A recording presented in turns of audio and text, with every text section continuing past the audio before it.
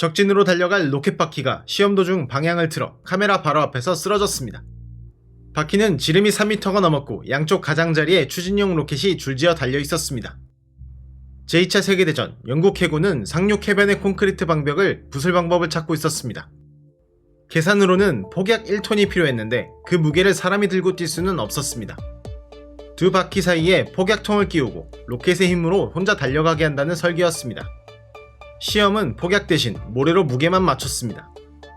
그런데 로켓이 하나둘 빠져나가면 남은 추진력이 한쪽으로 쏠려 바퀴가 방향을 잃었습니다. 조종용 케이블을 달아봤지만 끊어진 줄이 조작원들의 머리 위로 튕겨나갔습니다. 바퀴는 카메라 쪽으로 돌진해 코앞에서 넘어졌고 하필 카메라맨은 렌즈를 갈아 끼우던 중이었습니다. 극비 시험인데 시험장이 휴양지 해변이라 피서객들이 매번 구경했습니다. 어느 날은 개 한 마리가 신이 나 바퀴를 쫓아 달렸고 무기는 실전에 나가보지 못하고 취소됐습니다. 바닷물이 제방을 뚫자 선장은 작은 진배를 가로로 돌려 세워 그 구멍을 막았습니다. 출항 전 선장이 먼저 실은 것은 노젓는 보트, 배가 구멍으로 처박힐 때 도망칠 준비였습니다. 1953년 1월 마지막 밤 북해의 폭풍이 바닷물을 네덜란드의 강으로 밀어 올렸습니다. 새벽 5시 반 낡은 제방 한 구간이 뜯겨나가며 폭 15m의 구멍이 열렸습니다. 안쪽은 바다보다 낮은 땅이라 물이 그대로 마을로 쏟아졌습니다. 시장은 여왕의 이름으로 근처에 빈 진배 한 척을 징발했습니다. 선장은 22살 조수와 단둘이 맞바람을 거슬러 구멍 쪽으로 배를 몰았습니다. 뱃머리를 구멍 옆 제방에 대고 스크루를 걸자 배는 수문짝처럼 돌아 구멍을 막아섰습니다. 주민들이 배 둘레를 모래주머니로 메었고 물길이 끊겼습니다. 다음 만조에 배가 떠오르지 않도록 선체의 일부러 구멍을 내 물을 채웠습니다. 기록보관소는 이 틈이 안 막혔다면 300만 명이 사는 지역이 잠겼을 거라고 추정합니다. 배는 인양돼 다시 강을 다녔고 30년 뒤 그 자리의 기념비를 선장이 직접 제막했습니다. 도시가 불타는데 다른 도시의 소방호수는 연결부가 달라 소화전에 꽂히지 않았습니다. 당시 미국에서 쓰이던 소방호수 연결부는 크기와 모양이 약 600종에 달했습니다. 1904년 겨울 볼티모어 한 건물 지하에서 시작된 불이 강풍을 타고 도심으로 번졌습니다. 도시 하나로는 감당이 안 되자 9개가 넘는 도시가 기차로 소방차를 보냈습니다. 몇 시간 만에 도착한 수도의 소방대는 소화전에 호스를 대자 나사산이 헛돌았습니다.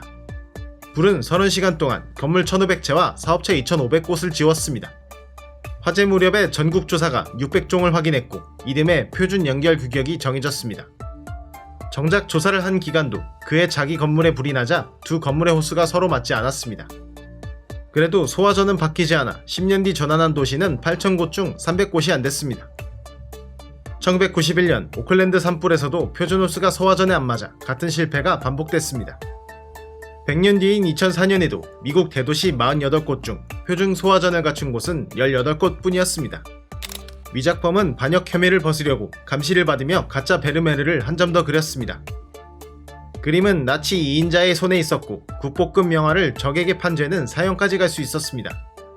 전쟁이 끝난 1945년 판매 경로의 끝에 있던 네덜란드 화가가 체포됐습니다. 화가는 그 그림이 거장의 진품이 아니라 자기 손으로 그린 가짜라고 자백했습니다. 8년 전 최고 권위 감정가가 공인하고 미술관이 거액에 사들인 걸작들도 전부 자기 가짜라고 했습니다. 당국은 목숨을 구하려는 거짓말로 여겼고 증명해보라고 요구했습니다. 그는 구금된 채 기자 입회인들이 지켜보는 가운데 새 캔버스 앞에 앉았습니다. 몇 달에 걸쳐 300년 전 양식의 그림 한 점이 완성됐습니다. 화학감정에서 그 시대에 없던 합성수지까지 나오며 자백은 사실로 굳었습니다. 반역 혐의는 사라졌고 위조와 사기로 최저형인 징역 1년이 선고됐습니다. 판결 2주 뒤 심장 발작이 왔고 형기가 시작되기 전에 그는 숨졌습니다. 나치 2인자는 이 가짜 한 점을 얻으려고 약탈한 진짜 그림 137점을 내놓은 터였습니다. 과학자는 남의 노벨상 2개를 액체로 녹여 선반에 숨겼고 전쟁이 끝나자 그 금은 다시 메달이 됐습니다. 금메달에는 수상자 이름이 새겨져 있어 발견되면 주인의 죄를 증명할 물건이었습니다. 주인은 나치에 반대하던 독일인 물리학자 둘, 메달은 덴마크의 연구소에 맡겨져 있었습니다. 당시 독일에서는 금을 나라 밖으로 보내는 것도 노벨상을 받는 것 자체도 금지였습니다. 1940년 4월 9일 아침 독일군이 덴마크로 들어왔습니다. 연구소의 화학자는 메달을 묻자고 했지만 파헤쳐질 수 있다는 반대에 막혔습니다. 그는 금도 녹이는 왕수를 준비해 침공군이 거리를 행진하는 동안 메달 2개를 녹였습니다. 금은 몇 시간에 걸쳐 녹았고 용액은 진한 주황색이 됐습니다. 그 병은 다른 시약병들 사이 선반 위에 놓였습니다. 독일군이 연구소를 수색했지만 주황색 액체 한 병은 의심받지 않았습니다. 5년 뒤 돌아온 그는 병이 그대로인 것을 확인했고 되살린 금을 스웨덴으로 보냈습니다. 노벨재단은 그 금으로 메달을 다시 만들어 돌려줬고 메달을 녹인 화학자도 그 사이 자기 노벨상을 받은 터였습니다. 문어는 수조를 빠져나와 바닥을 기어간 뒤 배수관을 타고 바다로 탈출했습니다. 다음날 아침 직원들이 발견한 것은 문어 한 마리만 사라진 수조와 바닥으로 이어진 젖은 자국이었습니다. 뉴질랜드 국립수족관의 이 문어는 어부의 통발이 잡혔던 것을 상처투성이로 기증받은 몸이었습니다. 그날 밤 수조 뚜껑은 정비 뒤 살짝 벌어져 있었습니다. 문어는 단단한 뼈가 없어서 자기 부리보다 넓은 틈이면 몸 전체를 통과시킬 수 있습니다. 수족관의 재구성으로는 문어는 바닥을 2m 넘게 기어가 지름 15cm의 배수구에 닿았습니다. 그 관은 길이가 50m였고 끝은 곧장 앞바다로 이어져 있었습니다. 같은 수조에 살던 동료 문어는 그대로 남았습니다. 매니저는 이렇게 말했습니다. 쪽지 한 장 안 남기고 갔다고요. 직원들이 배관 속까지 뒤져 확인한 뒤에야 석 달 만에 탈출이 공개됐습니다. 본 사람도 찍은 카메라도 없어서 남은 증거는 바닥의 자국뿐입니다. 문어의 수명은 몇 해뿐입니다. 그는 아마 잡혀왔던 그 바다에서 남은 삶을 마쳤을 겁니다. 과학자들은 살아있는 개구리를 자석만으로 공중에 띄웠습니다. 개구리 안에 자석을 넣은 것이 아니라 몸을 이루는 물 자체가 강한 자기장을 밀어낸 것이었습니다. 시작은 한 물리학자의 금요일 밤 장난이었습니다. 그는 거대한 전자석을 최대 출력으로 올린 뒤 그 비싼 장비 안에 물을 그대로 부었습니다. 그런데 물이 바닥으로 떨어지지 않고 공 모양으로 뭉쳐 공중에 떠 있었습니다. 물은 자석을 아주 약하게 밀어내는 성질이 있어서 자기장이 충분히 세지면 그 힘이 중력과 비깁니다. 다음 실험감으로 개구리를 제안한 사람은 그의 아내였습니다. 병원 MRI의 10배쯤 되는 자기장 한가운데 지름 3cm 관 속에서 개구리가 떠올랐습니다. 개구리는 허공에서 헤엄치듯 버둥댔지만 다치지 않고 무사히 돌려보내졌습니다.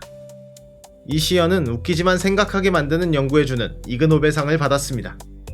14년 뒤 같은 물리학자가 전혀 다른 연구로 진짜 노벨상을 받았습니다. 그는 지금까지도 이그노벨상과 노벨상을 모두 받은 유일한 사람입니다. 폭발 직전 전신기사는 열차를 멈추라는 마지막 메시지를 보내고 역에서 숨졌습니다. 이미 대피하던 그는 8시 55분에 도착할 여객 열차가 남아있어 자리로 돌아갔습니다. 1917년 캐나다 헬리팩스 항구에서 폭약 2,900톤을 실은 배가 다른 배와 부딪혀 불붙었습니다. 배에 실린 것을 아는 해군은 수병을 보내 부두 옆 철도 사무실에 경고했습니다. 사무실 동료가 전화로 경고를 돌린 뒤 두 사람은 함께 건물을 나섰습니다. 그런데 전신기사만 발걸음을 돌려 전신기 앞에 다시 앉았습니다. 그의 메시지는 이렇게 끝납니다. 아마 이게 내 마지막 메시지일 겁니다. 잘 있게 친구들. 오전 9시 4분 배가 터졌습니다. 도시의 북쪽이 통째로 무너졌고 2,000명 가까이 목숨을 잃었습니다. 당대 신문에 따르면 그 열차는 폭발 순간 도시 밖 6km에 멈춰 있었고 유리창만 깨졌습니다. 경고는 철도선을 따라 먼 도시까지 퍼져 폭발 소식을 바깥에 알린 첫 신호가 됐습니다. 그의 전신키와 시계는 지금도 박물관에 있고 이 도시에 패리한 척은 그의 이름을 달고 다닙니다. 쥐 한 마리가 질의 71개를 찾아냈고 용감한 동물에게 주는 금메달도 받았습니다. 이 쥐는 몸이 가벼워 지뢰를 밟아도 터뜨리지 않았고 폭약 냄새를 맡으면 그 자리에 흙을 긁었습니다.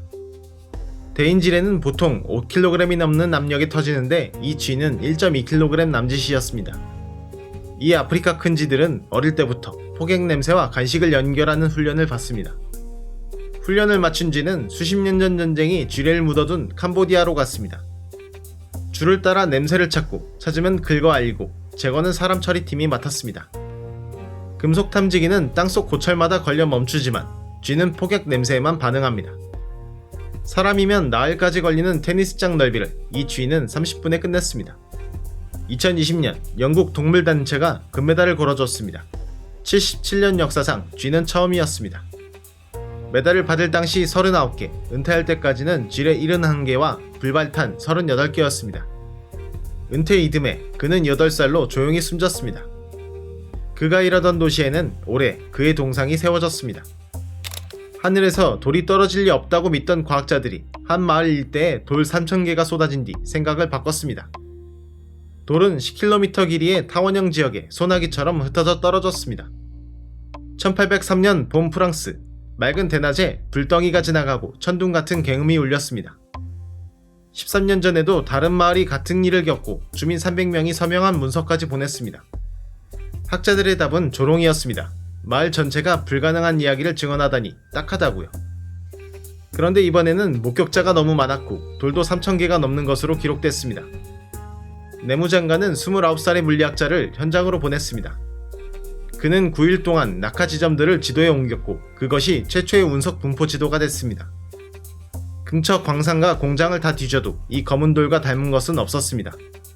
20마을의 농민과 사제와 군인, 서로 모르는 사람들의 증언이 시간과 방향까지 일치했습니다.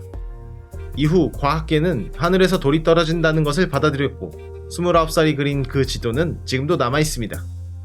오늘 이야기는 전부 실제로 있었던 일입니다. 다음 사건들을 모아 다시 오겠습니다.